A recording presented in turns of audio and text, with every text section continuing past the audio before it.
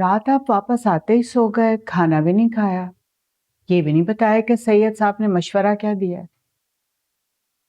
भाई सैयद साहब ने यही मशवरा दिया कि जो बच्ची की मर्जी है वैसे ही करते, मगर मगर क्या?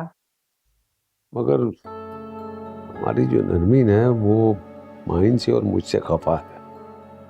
क्यों भाई, नरमीन का शादी से क्या लेना देना?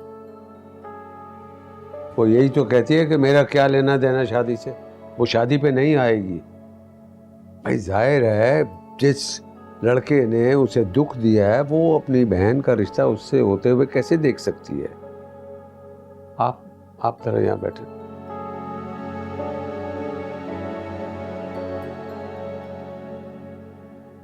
हम कुछ गलत तो नहीं कर रहे? सिराज साहब, हम बिल्कुल ठीक कर रहे हैं। अब खुद सोचें, बेचारी माहीन उम्र भर से सबकी खिदमत करती आ रही, चुपचाप सर झुकाए हर किसी की सुनते आई, और हम भूल ही गए कि वो भी एक इंसान है, उसके सीने में भी दिल है, उसकी भी कोई ख्वाहिशात है। मतलब पहली बार, यकीन माने पहली बार हम उसके दिल की सुन रहे हैं और उसे उसकी खिदमतों का सिला दे रहे हैं, उसे उसकी मोहब्बत देके। बात तो तुम्हारी सही है। मैं भी ये सोचता हूँ कि माहीन जैसे सीधी सादी लड़की निहाल को कब और कैसे पसंद आ गई। मेरी बच्ची तो कभी किसी को आंख उठाकर भी नहीं देखती।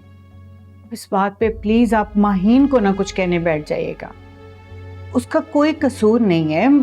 आपने तो उस बेचारी बच्ची को घर में कैद करके पाला हुआ है, ना कहीं आना ना जाना। उसकी भी एक उम्र है, उसका दिल है, उसकी भी कोई ख्वाहिशात हैं। अब क्या करती वो? जाहिर है फिर निहाल के अलावा और किसको देख सकती थी।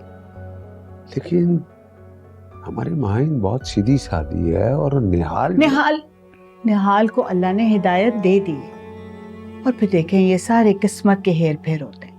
शायद इसलिए उस दिन वो लड़का नहीं पहुंच सका कि अल्लाह ने उसकी तकदीर में माहीन का साथ लिखा था। शायद आप ठीक कहती हैं। शुक्र अल्लाह का, शुक्र है जो आपको मेरी बात समझ में आ गई। तो चलें बस फिर अब तैयारी शुरू करते हैं। मैं ऐसे करती हूँ कि माहीन के लिए कोई 4-5 रेडीमेड सूट ही वो खरीद लेती हूँ, और निहाल के लिए भी कोई 2-4 सूट ले लूंगी। बस पैसे दे मुझे जल्दी से, तो मैं बस गई और लेके आई सामान। और अब आप खुशी खुशी दफ्तर जाएं, ये हाँ और ना के झंझट सब एक तरफ फेंक के। नाश्ता कर लूं? जी जी प्लीज, मैं भी अपनी चाय लेकर आई, 1 मिनट।